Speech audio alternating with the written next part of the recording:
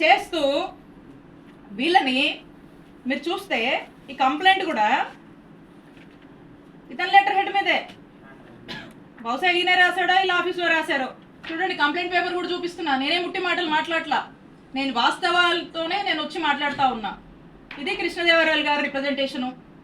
ఇది ఇచ్చి అన్ని ఆఫీసుల్లో ఇదే కట్టు కథని ఇచ్చి వరసబెట్టి ఇదే ఆవు కథని, అదిగో 2 కోట్లు, ఇదిగో 2 కోట్లు, అదిగో రజనీ 2 కోట్లు, ఇదిగో రజనీ 2 కోట్లు, ఇదే కథని వరుసబెట్టి ప్రచారంలోకి తీసుకొచ్చి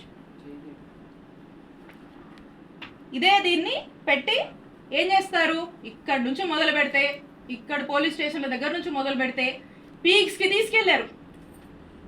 మొదలు పెడితే డీజీపీ గారికి కంప్లైంట్ ఇస్తారు, హోమ్ మినిస్టర్కి ఇస్తారు, విజిలెన్స్ అంటారు, సిఐడి అంటారు, ఏసీబీ అంటారు, ఈ అన్నిటికీ కంప్లైంట్లు ఇస్తారు.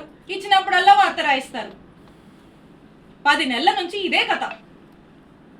ఆఖరికి దీన్ని ఏ లెవెల్కి, దీంట్లో మళ్ళీ ఎలివేషన్ కూడా, ఈ కథనే ఓ కట్టు కదా, ఈ కథలో మళ్ళీ ఎలివేషన్స్ కూడా.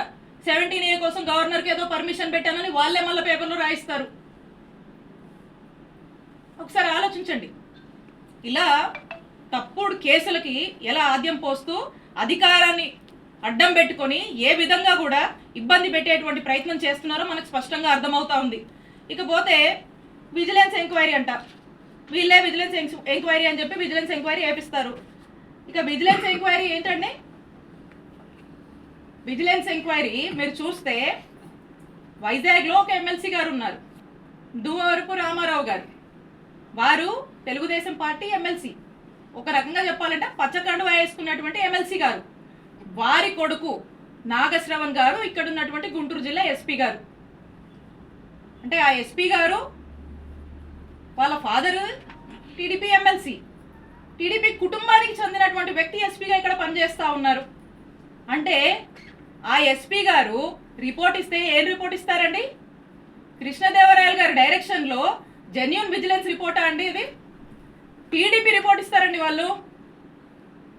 ఇక్కడ నుంచి ఒక ఫ్యాబ్రికేటెడ్ అవాస్తవాలతో కూడినటువంటి ఒక టీడీపీ రిపోర్ట్ని, ఏమీ లేనటువంటి విషయాన్ని వాళ్ళకు అనుకూలంగా వాళ్ళకు నచ్చినట్టుగా రాసుకొని పంపిస్తారు.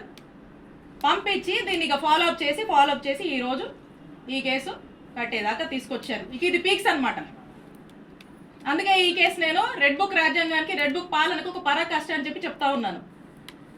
ఈ విధంగా చేస్తూ ఉన్నారు. ఇక ఇదే కాకుండా ఒకవైపున ఈయన చెప్పారు